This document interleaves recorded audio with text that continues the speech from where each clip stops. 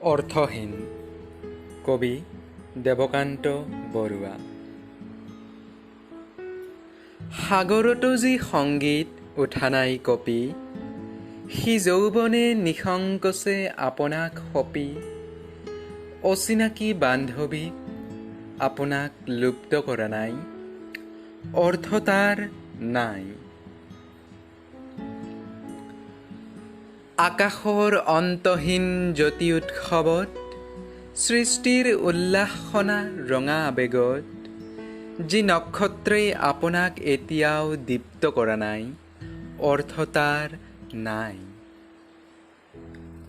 শৰতৰ প্ৰভাতৰ অপূৰ্ব কিৰণে, ৰূপৰ ৰহনশালী বৰণে বৰণে, উজ্বলোৱা নাই যাৰ বিশ্বজয়ী স্বৰ্ণধ্বজৰথ, অৰ্থ তাৰ কত? সন্ধিয়াত যি পদুম লেৰেলি পৰিল, বসন্তৰ জিতিকলি ফুলি নুফুলিল, যি জনাকে গাভৰুহিয়াত হাই ঢৌ তোলা নাই, অৰ্থ তাৰ নাই।